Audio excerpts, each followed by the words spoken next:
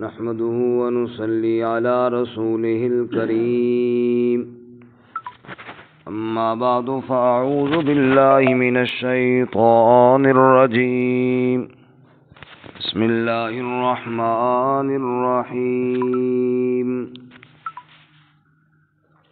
سماعون للكذب أكالون للسحت فإن جاءوك فاحكم بينهم أو أعرض عنهم وإن تعرض عنهم فلن يضروك شيئا وإن حكمت فاحكم بينهم بالقسط إن الله يحب المقسطين وكيف يحكمونك وعندهم التوراة فيها حكم الله ثم يتولون من بعد ذلك وما أولئك بالمؤمنين سماعون للکذب سننے والے جھوٹ کو، اکالون للسحت کھانے والے حرام کو، فَإِن جَاءُوكَ پس اگر وہ آپ کے پاس آئیں، فَاحْكُم بَيْنَهُمْ سو فیصلہ کیجئے ان کے درمیان، او اعرض عنہم یا اعراض فرمائے ان سے، وَإِن تُعْرِضْ عَنْهُمْ اور اگر آپ ان سے اعراض فرما لیں، فَلَن يَضُرُّوكَ شَيْئًا بس ہرگز آپ کو کچھ نقصان نہیں پہنچا سکتے، وَإِن حَكَمْتَ فَاحْكُم بَيْنَهُم بِالْقِسْطِ اور اگر آپ فیصلہ کریں ان کے درمیان پس فیصلہ کریں ان کے درمیان انصاف کے ساتھ، ان اللہ یحب المقسطین بے شک اللہ تعالی محبت کرتا ہے انصاف کرنے والوں کو، وَكَيْفَ يُحَكِّمُونَكَ اور کیسے فیصلہ کرواتے ہیں وہ آپ سے، وَعِندَهُمُ التَّوْرَاةُ حالانکہ ان کے پاس تورات ہے، فیہا حکم اللہ اس میں اللہ کا حکم ہے، ثم یتولون من بعد ذلک پھر جاتے ہیں وہ اس کے بعد، وما اولئک بالمؤمنین اور وہ نہیں ایمان والوں کے ساتھ، سبحان ربک رب العزت عما یصفون وسلام علی المرسلین والحمد للہ رب العالمین اللہم صل علی محمد وعلی آل محمد کما صلیت علی ابراہیم وعلی آل ابراہیم انک حمید مجید اللہم بارک علی محمد وعلی آل محمد کما بارکت علی ابراہیم وعلی آل ابراہیم انک حمید مجید۔ معزز سامعین، سورۃ المائدہ کا چھٹا رکوع آیت نمبر 42 اور 43 آپ کے سامنے تلاوت کی ہیں۔ رب العالمین ان کے مطابق صحیح بیان کی توفیق عطا فرمائے اور ہمیں قرآن و سنت پر عمل کرنے کی توفیق عطا فرمائے۔ اہل کتاب خصوصاً یہود کا تذکرہ گزشتہ سبق میں بھی ہوا، یعنی ایک تو منافقین اور دوسرے یہود جو رسول اللہ صلی اللہ علیہ وسلم کو پریشان کرتے اور آپ صلی اللہ علیہ وسلم کو تنگ کرتے۔ ارشاد باری تعالیٰ ہے، اے میرے محبوب صلی اللہ علیہ وسلم یہ جو کفر میں دوڑ لگا رہے ہیں آپ ان کی حرکتوں سے پریشان نہ ہوں۔ اسی طرح وہ منافقین جو زبان سے ایمان کا اظہار کرتے ہیں دل سے نہیں مانتے، اور یہودی جو جھوٹ سننے والے، حرام کھانے والے اور اللہ کے احکامات کو تبدیل کرنے والے اور اپنی منشا کے مسائل کو تسلیم کرنے والے، وہ کہتے ہیں اگر یہ والا مسئلہ ہو تو قبول کریں گے اور یہ والا ہو تو نہیں کریں گے، اس کے خلاف ہو تو نہیں مانیں گے، تو ان کے لیے دنیا میں ذلت ہے اور آخرت میں عذاب عظیم ہے۔ انہی کا تذکرہ کرتے ہوئے اللہ تعالیٰ مزید تاکید کرتے ہوئے دوبارہ فرماتے ہیں سماعون للکذب اکالون للسحت، جھوٹ سننے والے ہیں حرام کھانے والے ہیں۔ اسی طرح سورۃ التوبہ میں بھی ہے 10ویں پارے میں، یا ایھا الذین آمنوا ان کثیرا من الاحبار والرہبان لیأکلون اموال الناس بالباطل ویصدون عن سبیل اللہ۔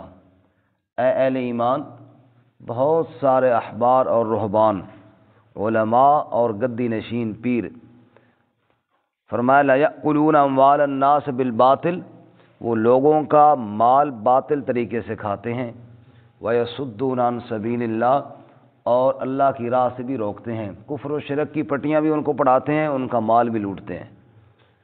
اور اس وقت بھی آپ دیکھ لیجئے کتنی کتنی جائیدادیں بنائی ہیں پیری مریدی کے نام پہ لوگوں نے، اور کروڑوں نہیں پتہ نہیں کروڑ پتی بنے ہیں صرف اس نام پہ نذرانے وصول کرتے ہوئے۔ اور جناب لوگ جا کے جھکتے بھی ہیں اور شرک بھی کرتے ہیں اور ان کو جناب مال بھی دیتے ہیں۔ اور یہ قرآن پاک کی بات سچی ہے نا کہ لوگوں کا مال بھی کھاتے ہیں اور ان کو اللہ کی راہ سے بھی روکتے ہیں۔ لاکھوں کا مجمع ان کے پاس جمع ہوتا ہے، کبھی کسی نے سنا ہو کوئی اللہ رسول کی بات کی ہو، جناب کوئی قرآن کی بات کی ہو یا رسول اللہ صلی اللہ علیہ وسلم کی سنت کی تبلیغ دی ہو، بس صرف یہی ہے کہ اپنی طرف ہی مائل کیا جاتا ہے، اپنی طرف ہی، اور لوگ بھی جھک رہے ہوتے ہیں۔ تو قرآن کی بات سچی ہوئی نا کہ بہت سارے لوگ اور بہت سارے احبار، حبر کی جمع بڑے علماء، اور رہبان یہ راہب درویش جن کو ہم اللہ لوگ کہتے ہیں، اللہ لوگ جناب مال بٹور بٹور کے اور پتہ نہیں کہاں سے کہاں پہنچ گئے ہیں، اور ہم بیچارے سادہ لوگ گھر میں زمیندار صاحب کی گندم ہوئی نا تو دیہاتوں میں گدی پہ نہ لاد کے گندم ادھر ادھر لے جاتے، اس نے اپنی گدی نکالی، اس پہ بوری لادی اور حضرت جی کی خدمت میں نذرانہ لے کر گیا۔ بیچارے کے پاس کوئی بچے کھچے پیسے تھے تو وہ بھی جو حسب توفیق تھے وہ بھی جیب میں رکھے، اور وہاں جناب بوری بھی گندم کی بھی پیش کی اور جو پیسے تھے وہ بھی پیش کی، چوما چاٹا بھی، جھکا بھی، اور جناب باہر آ کے قواری لگی ہوئی تھی، یہ بھی ادھر بیٹھ کے جھومنے لگا کہ خواجہ نہ دیں گے تو پھر کون دے گا، ہمیں جو ملا ہے یہیں سے ملا ہے۔ بے وقوف تجھے کیا ملا ہے، گندم گھر پڑی تھی وہ یہاں دے کے جا رہا ہے، پیسے جیب میں کوئی 4 پیسے بچے تھے وہ بھی ادھر ہی چھوڑ کے جا رہے ہیں، اور ہمیں جو ملا ہے یہاں سے ملا ہے۔ تو یہ ہے کہ انسان کی نا عقل ماری جاتی ہے نا، پھر وہ سمجھتا نہیں ہے کہ مجھے کرنا کیا ہے اور میں کر کیا رہا ہوں، اور پھر ان کا تو نظام اسی پہ چلتا ہے۔ اور جناب ہم وہ اشتہارات پڑھتے ہیں نا کہ 1000 بکرے ذبح کیے جائیں گے، کہ ہمارے پاس ادھر جناب اتنا مسئلہ ہوتا ہے کہ حالات ہم اپنے دیکھیں اور پھر 1000 بکرے جناب وہ کھائی پی اور اڑائی اور جناب مزے ہوئے رہیں۔ تو یہ دنیا کا نظام ہے ایسا، دنیا بڑی میٹھی چیز ہے، اور دنیا کی طرف جانے کا دل تو ہر ایک کا کرتا ہے کہ جناب میرے پاس بھی عیاشیاں ہوں، لیکن اللہ ایسے مال سے محفوظ فرمائے جو اللہ تعالیٰ کی ناراضگی اور اللہ تعالیٰ کے غضب کا باعث بنے۔ سب کا ہوا آمین آمین اللہ تعالیٰ رزق حلال نصیب فرمائے، آمین اللہ لقمہ حرام سے محفوظ فرمائے، آمین کہ دنیا کے اندر تو چند دنوں میں بندہ کی کھائے پیے اور آخرت میں ہمیشہ ہمیشہ کی ذلت اور رسوائی مقدر ہو، اللہ ایسے رزق سے محفوظ فرمائے۔ آمین شیخ سعدی رحمۃ اللہ علیہ نے لکھا، ایک راہب تھے درویش ریاکار، لوگوں کو دکھانے کے لیے نا لمبی لمبی نمازیں، تو بادشاہ کے محل کے راستے میں نا کہیں انہوں نے کوئی جھونپڑی جھگی ڈالی اور لگے سجدوں میں اور لگے عبادت میں اور ذکر میں اور اللہ اللہ میں، کہ بادشاہ کہیں تو گزرے گا تو دیکھے گا یار شاید یہ بھی اللہ والا ہے۔ مقصد کیا تھا؟ اللہ کی رضا نہیں، مقصد اس بادشاہ کو اپنی طرف مائل کرنا۔ وہ شیخ سعدی فرماتے ہیں بادشاہ کئی دفعہ گزرا، اس نے دیکھا کبھی سجدے میں ہے کبھی رکوع میں ہے، تو خیال تو اس کو بھی ہونا تھا کہ یار یہ کوئی اللہ والا ہے بڑا۔ بادشاہ ایک دن حاضر ہو گیا، اور اللہ والا تو جناب سجدے سے ساری نہیں اٹھاتا، تو اس نے ملاقات کی اور دعوت دی کبھی ہمارے ہاں بھی تشریف لائیں۔ تو بس اللہ والے کا تو مقصد یہی تھا کہ کبھی یہ مجھے دعوت دے، وہاں چلا گیا۔ اس بادشاہ نے طرح طرح کے کھانے بنائے، اور شیخ سعدی رحمۃ اللہ علیہ فرماتے ہیں وہ جو گیا تھا نا درویش جو اللہ والا بنا ہوا تھا جھوٹا، اپنے بچے کو بھی دعوت میں ساتھ لے گیا تھا، تو وہاں اس نے چند لقمے کھائے، کھانے تو مختلف تھے، طرح طرح کے بہترین، لیکن کوئی لقمہ یہاں سے لیا یہاں سے نہ کھایا۔ بادشاہ نے کہا اللہ والو کھاؤ، یہ سب آپ کے لیے تو بنایا ہے۔ اس نے کہا مائی قدر بخوریم، ہم جو اللہ والے ہوتے ہیں نا بس اتنا ہی کھاتے ہیں، اس سے زیادہ ہم نے کبھی نہیں کھایا، دنیا کے ساتھ ہمیں لگاؤ ہی نہیں ہے۔ اور ایسی دو چار پھڑے ماری، بادشاہ کو اور زیادہ عقیدت ہوئی کہ یار دیکھو بیچارے 2 لقمے کھا کے وقت گزار رہے ہیں۔ اتنے میں نماز کا ٹائم ہوا تو پھر اللہ والا کھڑا ہو گیا مصلی پہ، اور دے مار اور 4:30 قیام میں کھڑا ہے تو رکوع میں نہیں جاتا، رکوع میں ہے تو سجدے میں نہیں جاتا، لمبے لمبے قیام، لمبے لمبے رکوع، لمبے لمبے سجدے، اور جناب نماز کمال کی پڑھ دی اس نے۔ اور جب وہاں سے رخصت ہوئی تو بادشاہ نے بڑا نوٹوں کا تھیلا بھر کے نا حضرت جی کو پیش کیا۔ حضرت جی نہیں وہ جی لے لیے، بالآخر یہ مقصد اس کا یہی تھا، ساری محنت ہی اس تھیلے کے لیے کی تھی۔ گھر آیا، اب روٹی تو وہاں کھائی کوئی نہیں، بھوک تو اندر موجود ہے۔ بیگم سے کہنے لگا کوئی بچی ہوئی روٹی ہے؟ تو بیگم آقا اللہ دیا بندیا، بادشاہ دے گھر مہمان گئے پھر بھی بھوکا۔ اس آقا اے راز دی گل ہے تانوں سمجھ، یہ بڑا مشہور جملہ ہے نا، فلانا کہ نماز کیوں نہیں پڑھنا، یہ کوئی راز ہو سی ہے، وہ کپڑے کیوں پورے نہیں پانا، یہ بھی کوئی راز ہو سی، اس وچ کیڑا راز ہے بھائی، وہ تو سارے راز فاش کی تھی، تسی اس وچ بھی کوئی راز ہو سی، راز اس چھوڑا ہی کوئی نہیں اللہ دے بندے، اس وچ بھی کوئی راز ہو سی۔ اس نے کہا یہ راز کی بات ہے آپ کو سمجھ میں نہیں آتی، کوئی روٹی بچی ہوئی ہے تو وہ دو۔ اس نے روٹی دی، حضرت جی نے ٹیٹ کر کے کھائی پی۔ شیخ سعدی رحمۃ اللہ علیہ فرماتے ہیں جب کھانا کھا کے بزرگ فارغ ہوئی ہے نا، وہ جو بیٹا ساتھ گیا ہوا تھا، بچے جو ہوتے ہیں نا یہ تو صاف دماغ کے ہوتے ہیں، بیٹے نے والد صاحب کا ہاتھ پکڑ لیا اور کہنے لگا پدرے بزرگوار طعام را قضا کنی نماز را نیز قضا کن۔ والد محترم کھانے کی قضا تو آپ نے کر لی، دوبارہ لوٹا لیا، ذرا نماز کو بھی دوبارہ پڑھ لیں، نماز کو بھی۔ کیوں؟ اگر وہاں آپ نے اپنی روٹین کے حساب سے کھانا نہیں کھایا تو اپنی روٹین والی نماز بھی تو وہاں نہیں پڑھی نا، گھر میں تو فٹافٹ پڑھتے ہو، اور ادھر جناب آپ کے قیام ہی نہیں پورے ہوتے تھے اور رکوع ہی نہیں پورے ہوتے تھے۔ اگر آپ نے کھانا روٹین سے ہٹ کے وہاں کھایا ہے تو نماز بھی روٹین سے ہٹ کے پڑھی ہے وہاں پہ، اس کو بھی دوبارہ لوٹاؤ۔ اور آگے شیخ سعدی رحمۃ اللہ علیہ نے کمال جملہ لکھا، کلید در دوزخ است آ نماز کہ در نظر مردم گزاری دراز، وہ نماز جنت میں نہیں دوزخ میں لے کر جائے گی جو تو نے لوگوں کو دکھانے کے لیے لمبی لمبی کر کے پڑھی، جو دنیا کمانے کے لیے، سجدہ رب کا اور مقصد دنیا، سجدہ رب کا اور مقصد دنیا، عبادت اللہ کی بظاہر اور خوشنودی لوگوں کی، اللہ ایسی عبادت سے محفوظ فرمائے۔ جو بھی عبادت ہو کس کی رضا کے لیے ہو، اللہ تعالیٰ کی رضا، ورنہ تو عبادت گزار تو بڑے بڑے لوگ گزرے ہیں، لیکن اللہ فرماتے ہیں نہ، وہ عبادت کا مقصد اگر مال بٹورنا تھا، اللہ فرماتے ہیں اکالون للسحت، یہ اکالون للسحت جن کے بارے میں اللہ کہہ رہے ہیں یہ کوئی ڈاکے ڈالنے والے تو نہیں تھے، یہ کوئی چوریاں کرنے والے تو نہیں تھے، یہ ان کے بڑے بڑے علماء اور بڑے بڑے راہب پیر درویش تھے، ان کے بارے میں اللہ کہہ رہے ہیں حرام کھانے والے تھے۔ کیوں؟ کہ ان کا مقصد بظاہر درویشی کا لباس تھا لیکن مقصد کچھ اور تھا، لباس راہبیت، یہ پیرانہ لباس، لباس راہبیت لوگوں کے دل لبھاتا ہے۔ کبھی کبھی شیطان بھی اسی کرتے میں آتا ہے، فرمایا شیطان اسی، دیکھو نا اگر کوئی شیطان بن کے آئے تو پھر تو کوئی نہ مانے نا اس کی بات، آخر کوئی حلیہ تو وہ بنا کے آئے گا نا، تبھی تو لوگ اس کی بات پر یقین کریں گے۔ تو اللہ تعالیٰ ایسے کاموں سے بھی بچائے اور ایسے جالوں میں پھنسنے سے بھی بچائے، اللہ تعالیٰ صرف اپنی رضا نصیب فرمائے۔ اللہ تعالیٰ فرماتے ہیں اکالون سماعون للکذب اکالون للسحت فَإِن جَاءُوكَ فَاحْكُم بَيْنَهُمْ أَوْ أَعْرِضْ عَنْهُمْ، اگر وہ آپ کے پاس آ جائیں، چونکہ یہ یہودی مقصد ان کا یہ ہوتا تھا، اور اللہ معاف فرما جیسا کہ میں نے کل بھی عرض کیا کہ اپنی مرضی کا مسئلہ جہاں سے ملے لے لو، ہمارے ہاں بھی ایسی ہے، ہمارے یہاں بھی ایسی ہے۔ یہ کسی فرقے پہ میں تنقید نہیں کر رہا، نہ یہ مقصد ہے، ایک مثال دے رہا ہوں سمجھانے کے لیے۔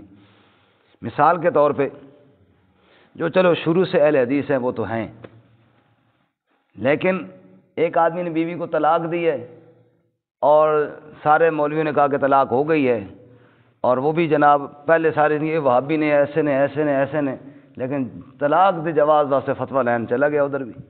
ایسے ہوتا ہے کہ نہیں ہوتا؟ یہ کیا، یہ خواہشات کی اتباع ہے. یہ وہ دین یا مسئلے کے ساتھ کوئی تعلق نہیں ہے کہ وہ شریعت کیا کہتی ہے یا مسئلہ کا، نہ، یہ صرف اپنی خواہشات کی تکمیل ہے کہ جہاں سے جدھر سے مرضی مسئلہ ہم نے تو جائز کروانا ہے جی، چاہے وہ کوئی بھی کر دے. وہ ہمارے مولوی صاحب کہہ رہے تھے کہ سحری کا وقت ہوتا ہے رمضان میں، تو بزرگ کھا رہے ہیں، بزرگ کو بس کرو، اذان شروع ہو گئی اور چپ کرو، وہ وہابیاں دی اذان ہے، وہ کہندی اذان ہے وہابیاں دی اذان ہے، اجے نہیں ساڈی مسیتی نہیں ہوئی. اچھا جی، شامی افطاری کے ٹائم بیٹھے دسترخوان تھے، پھر وہابیاں دی مسیتی پہلے اذان ہو گئی. بزرگ بسم اللہ الرحمن، او بزرگ کو ٹھہر جاؤ، جب وہابیاں دی اذان ہے، او آ کے کوئی مسلمان نہیں، وہ بھی تو مسلمان ہے. سمجھ آئی؟ جہاں پہ اپنی مرضی کی بات آئی وہاں پہ وہ والا مسئلہ چلا لیا، اور جہاں پہ مرضی کے خلاف چھوڑو یار ان کو. یہی ہمارے مزاج بن گئے.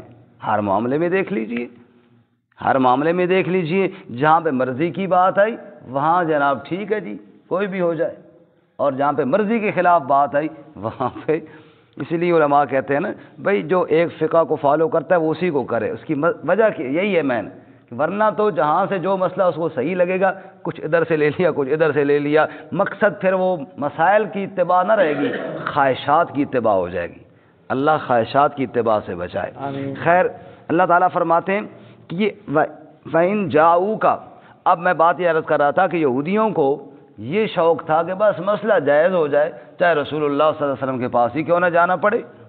اب وہ کئی مسائل جو دیکھتے کہ یہاں پہ شاید کوئی نرمی کی توقع ہے تو وہ اپنے فیصلے اللہ کے نبی کے پاس لے کر آ جاتے کہ ممکن ہے، بس ہم نے تو جائز کروانا ہے نا جی.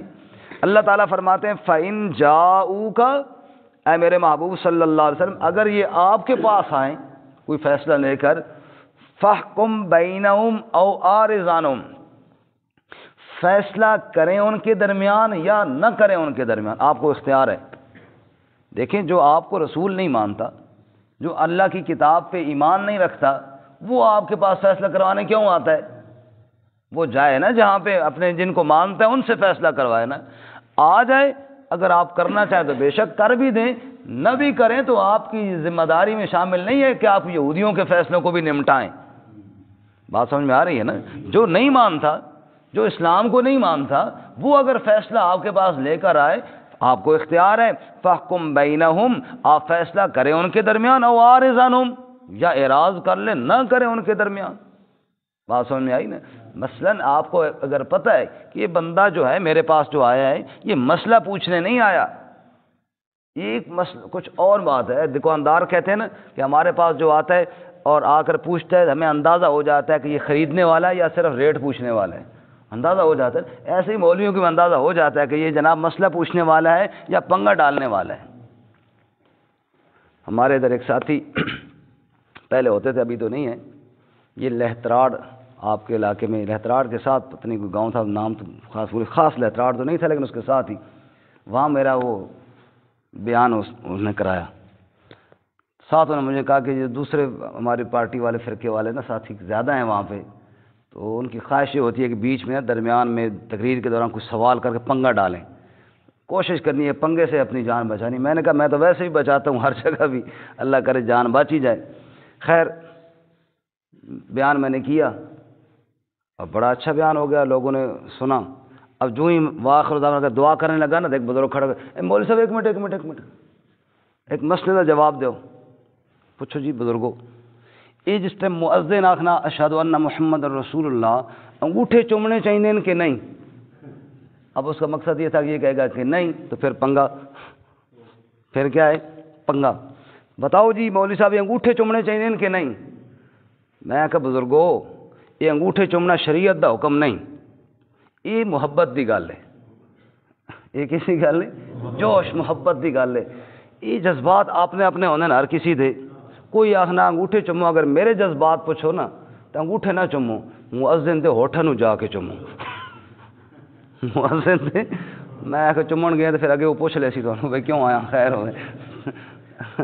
وہ بعد سنگی بڑے ہنسے بھائی صحیح جواب. میں کہ شریعت دا مسئلہ نہیں، یہ شریعت دا حکم نہیں، تو پنگا ڈالنا.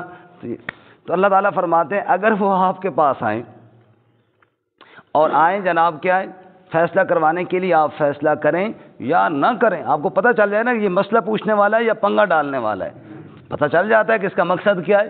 فرمایا پھر آپ کو اختیار ہے فیصلہ کریں او اعرض عنہم، یا ان سے اعراض کریں۔ یہی اسی موقع پہ فرمایا نا اذا خاطبهم الجاہلون قالوا سلاما، جب جاہل متھے لگے بس سلامتی والی بات کر، جان چھڑاؤ ان سے۔ ہاں آگے اللہ تعالیٰ فرماتا ہے میرے محبوب آپ کو اختیار تو ہے، لیکن وَإِنْ حَكَمْتَ، اگر آپ فیصلہ کریں، فَحْكُمْ بَيْنَهُمْ بِالْقِسْطِ، پھر فیصلہ انصاف کے ساتھ کریں۔ اگر کسی نے قتل کیا ہے تو بدلے میں اس کو قتل کیا جائے گا، کسی نے ظلم کیا ہے اس کو ظلم کی سزا دی جائے گی۔ پھر فرمایا کہ کسی کی رعایت نہ کیجیے ان میں سے، جیسے کہ وہ یہود اپنے اکثر علماء سے یوں ہی فتوے لکھواتے تھے کہ جناب ان کو پیسے شیسے دیے، مال شال دیا اور اپنی مرضی کا فتویٰ لکھا دیا۔ جیسے راجہ سرفراز صاحب کے علاقے بھیاں شریف کی بات ہے کہ قاضی بھیاں دا، قاضی بھیاں دا، نہ پتراں دا نہ دھیاں دا، قاضی روپیاں ویاں دا، قاضی روپیاں ویاں دا، 20 روپے دو، پرانے زمانے میں فتویٰ جو مرضی لکھوا دو۔ اللہ تعالیٰ ایسے فتووں سے بھی محفوظ فرمائے۔ تو فرماتے ہیں وَإِنْ حَكَمْتَ فَاحْكُمْ بَيْنَهُمْ بِالْقِسْطِ، فیصلہ کیجئے تو انصاف کے ساتھ۔ ان اللہ یحب المقسطین، بے شک اللہ انصاف کرنے والوں کو پسند کرتا ہے۔ اور آگے اللہ فرماتے ہیں یہ میرے محبوب جو آپ کے پاس کبھی آتے ہیں نا، یہ فیصلہ کروانے نہیں آتے۔ فیصلہ کروانا ہو تو یہی سچا فیصلہ تورات میں بھی لکھا ہے، اگر یہ تورات کو مانتے ہیں تو انصاف والا فیصلہ سچی بات تو تورات میں بھی لکھی ہوئی ہے۔ یہ گنجائش ڈھونڈنے آتے ہیں، یہ آتے ہیں گنجائش ڈھونڈنے پہ، کیا پتہ یہاں سے کوئی بات ہمارے مطلب کی مل جائے، ورنہ یہ فیصلہ کروانے نہیں آتے۔ فرمایا وَكَيْفَ يُحَكِّمُونَكَ، کیسے آپ کو حاکم بناتے ہیں، کیسے آپ سے فیصلے کرواتے ہیں، حالانکہ وَعِندَهُمُ التَّوْرَاۃ، ان کے پاس تورات ہے، فِيهَا حُكْمُ اللَّهِ، اس میں اللہ کا حکم موجود ہے۔ اگر یہ ماننے والے اور سچی بات کو تسلیم کرنے والے ہوتے تو تورات کو ہی مان لیتے، ادھر کہتے ہیں ہم تورات کو مانتے ہیں، پھر آپ کے پاس کیوں آتے ہیں فیصلہ کروانے؟